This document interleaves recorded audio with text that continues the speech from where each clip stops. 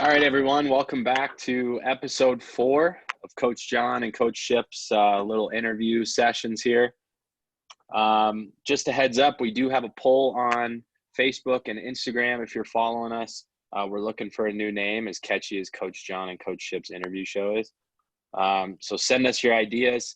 We'll do a poll throughout the club, and we'll get a little name for our interview series here. So really excited today. We have a very special guest, Colorado native, USHL alum, Colorado College alum, all of us from Colorado Springs, and also current defenseman for the Carolina Hurricanes, Jaccob Slavin. Jacob, thanks for joining us.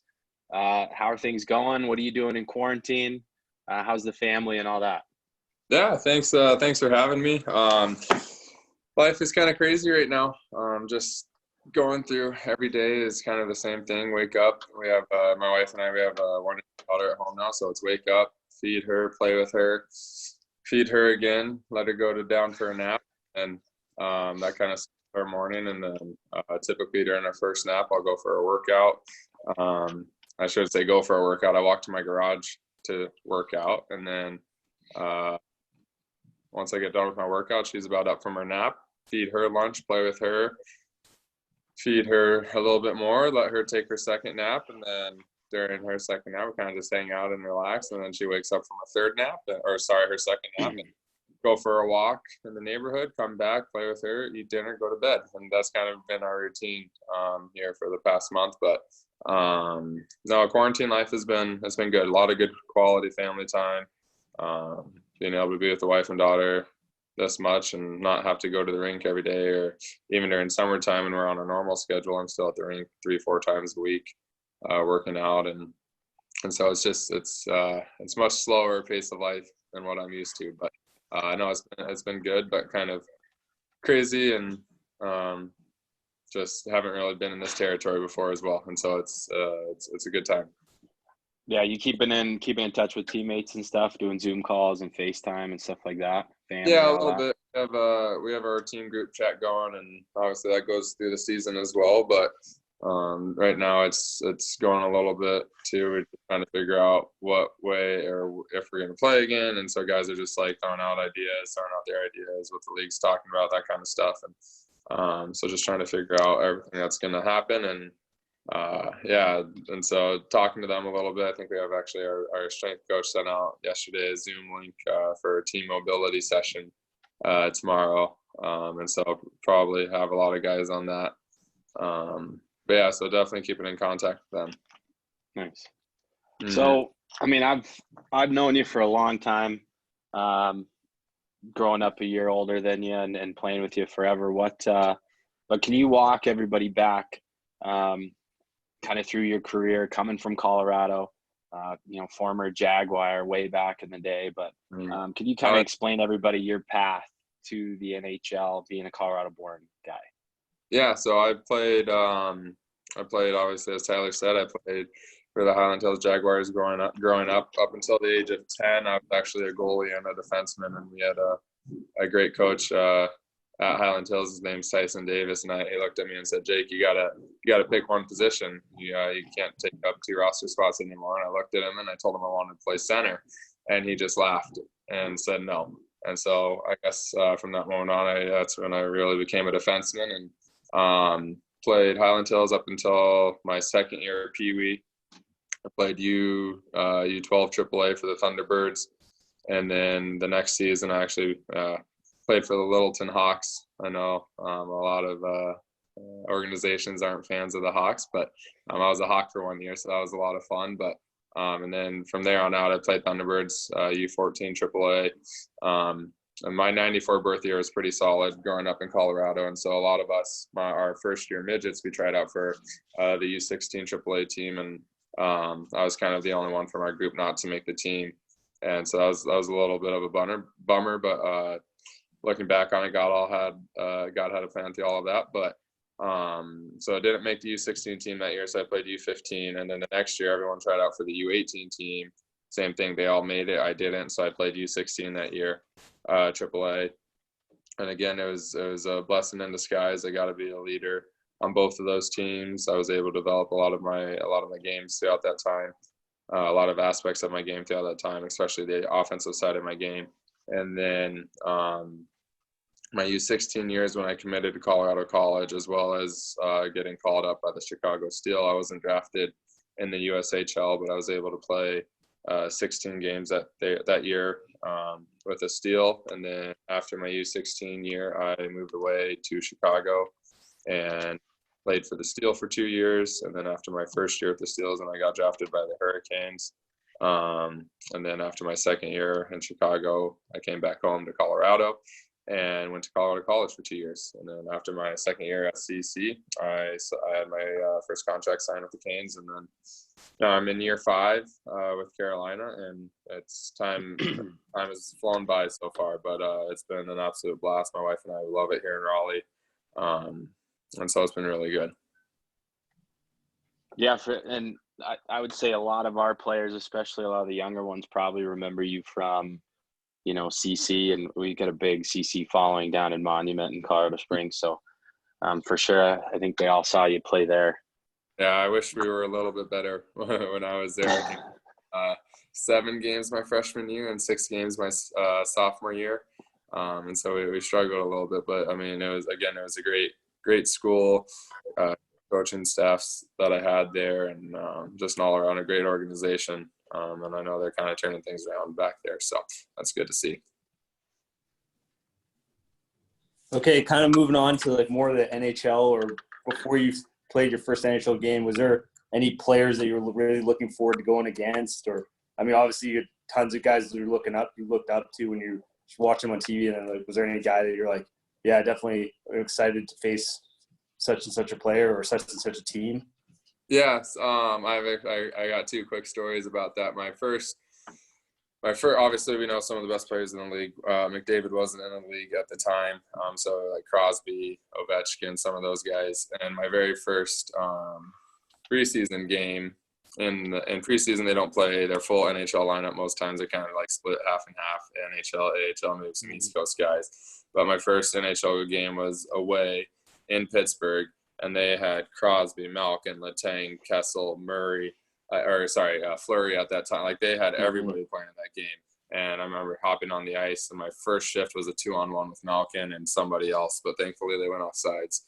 And so I was able to step into that one a little bit easier. But then my first preseason game at home was against the Capitals, and I think it was our last preseason game of the year, my rookie year. And I wasn't supposed to play that game. Someone had gotten sick, and so they're like, hey, you're playing tonight. And so I get to the rink, and I'm on the first D pairing with Folker, and so we start the game. 19 seconds in, Ovi comes down, just absolutely walks me, and trip him as he goes by, but he still finds the back of the net. I'm like, oh man. I actually think, shout out Max Ross on that one. I think he sent me that and goes, oh shit, did you see this video of Slavin real quick? And had to send that around. So yeah. So that was my welcome to the goal moment right there. And I can't say it hasn't happened again, because Ovi's just that dynamic of a player. But no, so those are some kind of crazy stories of getting welcomed right into some of those all-stars that you watched growing up and you're excited to play against. Mm-hmm. And speaking of crazy stories, can you just run us through a little bit of just what you remember about the emergency goalie situation against the Leafs? Yes. Oh man, that's crazy. There we have Reimer and net to start the game, and like 3 shifts in or a couple minutes into the game, I'm backing up on I think it was a 3-on-2, and I'm kind of taking I think it was Hyman to the net, and I just wasn't ready for it. But he gave me a little shove. I should have stayed on my feet, but I just wasn't ready for it. And I go crashing into Rhymes, and I just hear Reimer go, ugh! And I'm like, this isn't good. And then so I was like, oh, please get up.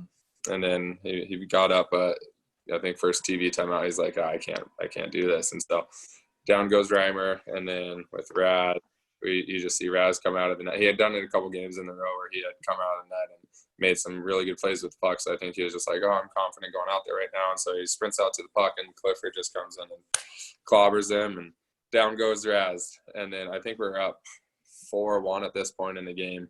And so we're like, okay, let's just bear down here, play solid defense, but try to get out of here with 2 points. And in come the errors, and no one knew what to expect, right? And then the first 2 shots going, I think actually the first shot, Pesh gets hurt on the same play. Pesh gets hurt down in the corner. Tavares walks over the top, and then I'm like, all right, I got to go out and try to block this. So I go down and try to block the shot. It goes right through me, 5-hole. I think I kind of screened him, but no. So it was funny. And then the second shot went in from the, like, I think close to the sidewall or whatever. In between periods, he was just like, guys, like, I'm good. I got all my nerves out. I'll be ready to go this third. Like, okay. And so we come out, we probably play the best period of hockey we've played all year, and he stops the door. And so it was just an awesome experience, crazy experience. Even better that we ended up with the win, and kind of just a storybook ending there for him as well. Yeah, definitely for kids that, I mean, if we don't get some playoff hockey right now, going back and watching that on like NHL Network is like prime time playoff, laying out, blocking shots, like how aggressive you guys are pushing in corner. Like it's such a fun game to watch. And I watched it back a couple weeks ago. Like, yeah, it's a blast to watch that one back. That's how we need to play every game, regardless of the net. But it was just, it was something special. And then Aaron, he come back to Raleigh. That guy was on every major broadcast in America, doing interviews, doing everything. So he made the circuit, the full circuit. Mm-hmm. And so it was awesome for him, and it was great for us as well. It was a really good time. Nice. So also big kind of surprise this year. We were in Chicago. I just happened to see your parents sitting in the lobby. And I kind of walked out and started talking to them a little bit. And I was kind of like, oh, you guys going to Omaha next weekend too? And they go, oh no, didn't you hear? Jacob's going to the Allstar game now. We canceled our flights. We're going out there. So could you explain a little bit that process into the NHL All-Star game and your experience there? Also the accurate shooter, the king there. So can you explain kind of that? Yeah, it kind of came at some tough circumstances, like under tough circumstances with Dougie getting hurt, and Dougie having a heck of the year up into the point to where his injury happened. So that was one big loss for our team, but then just a bummer for Dougie, just with the year he was having. It was unbelievable. And so the team was like, hey, like if you want to go, like we want you to go.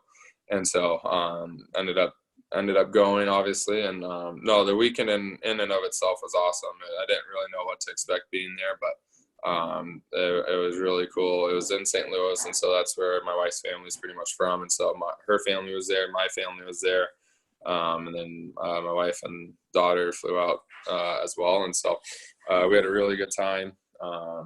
The accuracy shooting part, I didn't know what event I was going to do until a couple days before we left. I was just hoping I didn't have to do the fastest skater, pull out of myself. But it was awesome.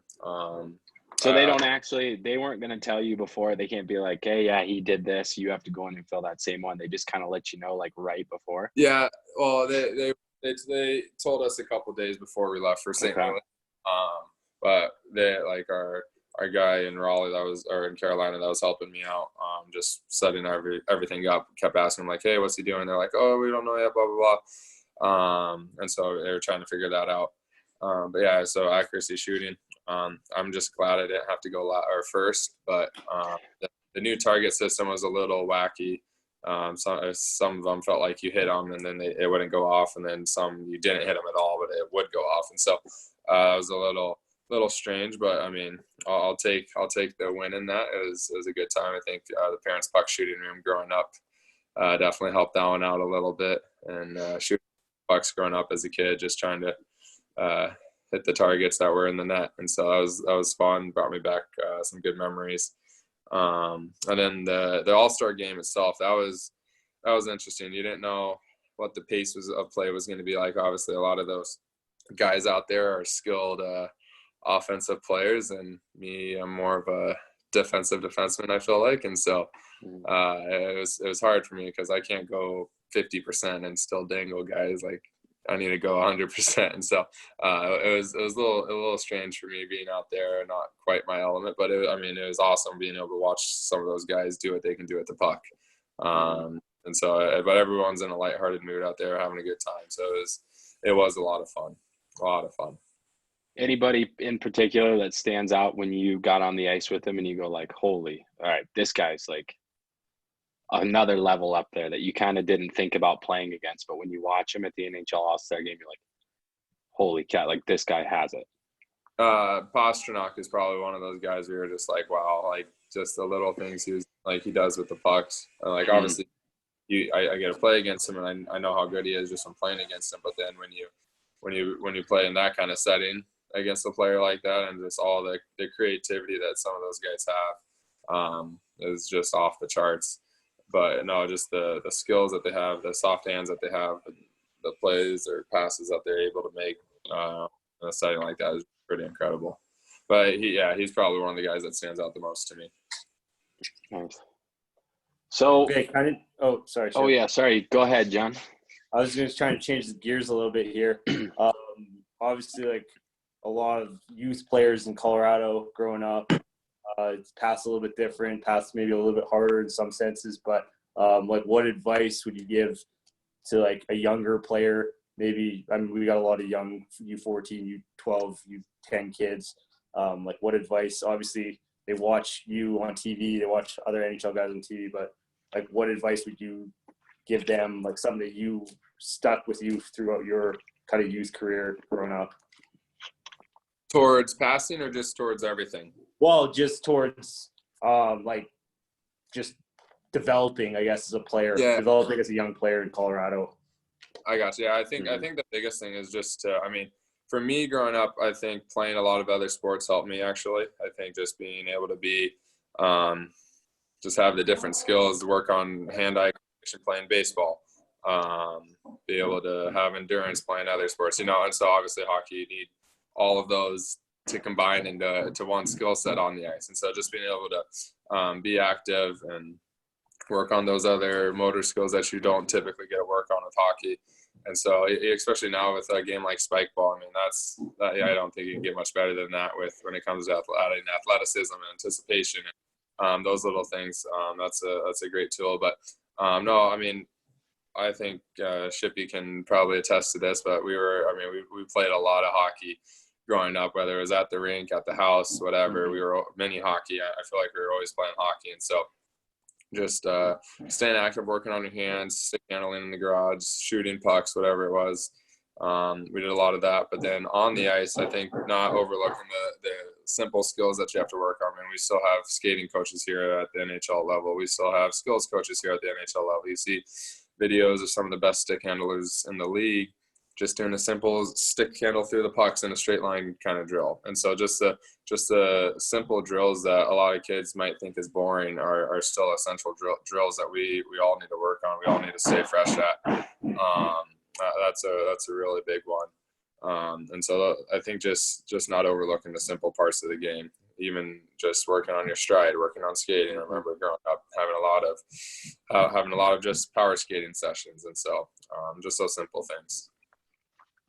Do you think hopefully some kids can take it out of this? Like, it's tough. We have to resort to the off-ice stuff, the stick handling, the shooting, and you have to do that. But even when we do get an ice sheet back, you should still be mixing that in all the time, especially these young guys. And, that's what I was going to say earlier is you probably got, the accurate shooting stuff because you used to throw Josiah in the net and, like, throw him down in the shooting cage in the basement and just rip pucks at him.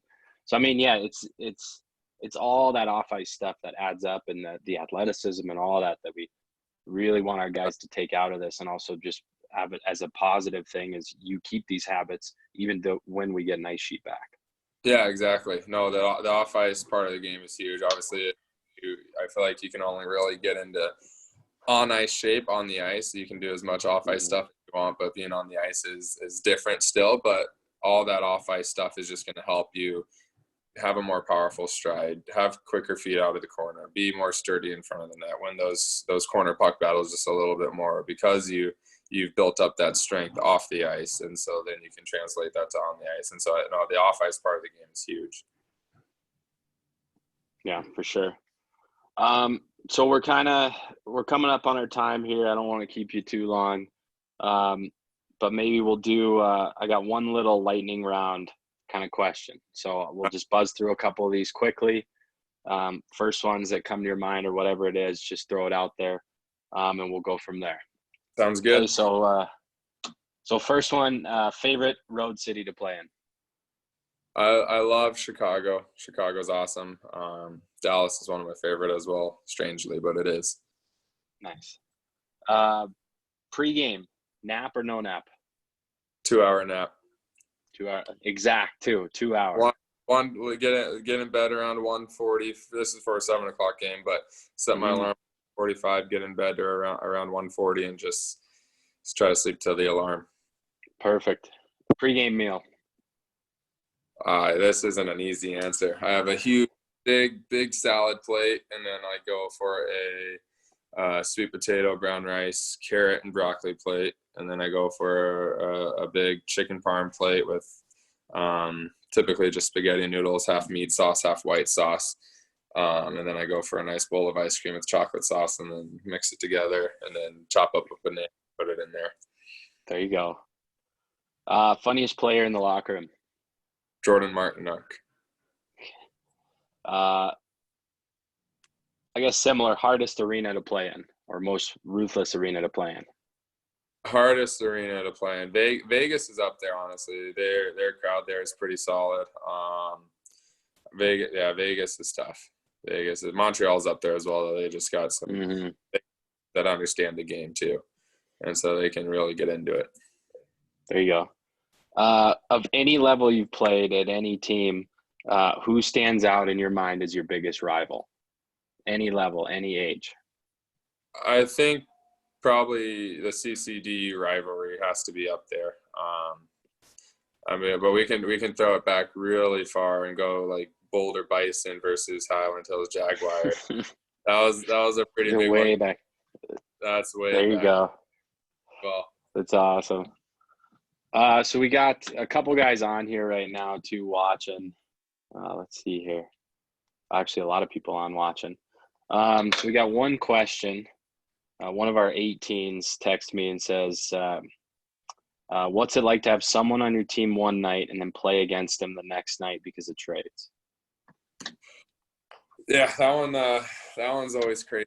I remember my first year, we were warming up for the game, and we had a guy in the soccer circle playing pregame sewer ball, and management kind of comes down and says, hey, like, come here. And then he never came back. And then we get back in there to like start getting dressed, and you see him just packing up his stuff and heading out. And so it's really crazy. And then that same game, actually, we had two guys pulled off the bench during the game because there was a possible trade going to happen. And so it is really crazy just how the business works, and those are the business side of things. But you realize that that's just how the game is, and like that, how it always has been from that aspect of it. So you just kind of do it. But it is, I mean, you definitely see guys on your team that you really are good friends with, and you've built that relationship with, and then you just see them traded away, and then it's definitely weird when you play against them pretty quickly after. It feels like they're still your teammate. They're not, but they understand that they still got a job to do for their new team now. And so once you're on the ice, I feel like the friendships not get tossed out the window completely, but it's all business on the ice as well. Yeah, Coach John, do you have any more? I do not have any viewer questions. I did not receive questions. Any. That's what I call it. I don't know. Yeah, there you go. So I guess one on my mind too. What's Brenda Moore like as a coach, and how's he on the bench? Brenda Moore's awesome. I mean, I think I know that he's probably a little too old for some of the people that might be tuning into this. Yeah, right. But I mean, for those of you who don't know him as a player, he's the same person he was as a player, as a coach. I mean, that guy's the hardest worker you see within the rink. I mean, whether it's during video, during meetings, whatever it is, he's always emotional. But in a controlled way. But he's just so emotional with everything he does. He works extremely hard in everything he does. I mean, that guy. I've been working out here in Raleigh for my career so far, and he's been in there with me almost every single time. As I'm getting in, he's finishing up. But double weight vest on, doing pull-ups, doing push, doing sit-ups. Like, the guy is. He's always kind of nicknamed Rod the Bod, but I mean, it's true. Like, he's just he's kind of a physical specimen, but from a non-physical part, like he's really respectful of the guys. He truly cares about the guys on the team and how you are as a person, not only as a player. And so that's awesome to see. You don't see that relational side from a lot of different coaches, I feel like. And so just to have that as a coach is awesome. But then game management, he definitely gets fired up, and you can tell he wants to be out there on the ice. But no, he's awesome. He's been a great coach and exactly what we need for our organization. No, that's awesome. I've heard a few of those stories about him being in the weight room and doing all that stuff. So that's really cool. Oh yeah, absolutely. Definitely lead by example too, right? Like, exactly. We have a pretty hard preseason bike test that we have to do, and you better believe he's on there doing that test every year with us. So it's pretty awesome to see. That's great. John, do you see any question and answers popping up in there? Let me check. Oh, that's not it. Right here. Figuring out the Zoom stuff. Yeah, something just popped up and then it disappeared. So I don't. Oh, it's on the chat. Slaves, you play with Bickle? I did. Yep. So it says, yeah, going back to the 16-17 season, you guys had a teammate, Brian Bickle. Obviously, as well as we all know, Brian Bickle was diagnosed with a disease called multiple sclerosis. How was the team able to fight through this kind of adversity, and what was the feeling like when he scored that shootout goal against Philly April 5th? Yeah, Bickle was a great guy, great teammate. He loved the game of hockey. He was, I think, when you think of a good teammate, he's one of the guys that you think of. And so when he was diagnosed with MS, it was kind of a shock to all of us, but at the same time, we were all there to support him. I remember, I think after that game in Philly, we had one more home game, I think, to finish out the year, or it could have been even before that. I don't know, but we had a walk for him around, or just for MS. We had like a team walk, fan walk, 5K thing, and so we were all there to support him for that. But no, it was hard to go through that adversity, but at the same time, he still wanted us to win. And so the best thing we could do as a team was, one, be there for him, but two, just continue to try to go out there and play our best every night and try to win. And then the game against Philly, when we had a shootout the night before, I think against St. Louis, and he did not get a shoot. And then we go back into the shootout the next night against Philly, and he does get a shoot. And so we were all pumped for him, just that he was able to go. And then he goes down and he goes posting in. And, oh, man, that was probably one of the sweetest moments I've seen that I've been a part of so far in my career. And his wife was there in the crowd, and you could tell everyone in the arena, even though we were in Philly, they were cheering for him too. And so it was awesome. It was a super special moment. That's great. Yeah, good question, Elliot Bauer. Thanks for that one. There's one question, we kind of already touched on it, but it's relating to the David Ayers situation. It's from Alex. I think he jumped on late, so tell him to go back and watch. Yeah. He just was wondering how it felt the win for him, but I think we already touched on that. So yeah, I think the post game celebration when he came back in the locker room that we were all pretty pumped up with, spraying all the water on him and everything. So it was cool. Yeah, those videos were great. Mm-hmm. So I guess before we wrap up, when's the next time you come home, or are you back in Colorado?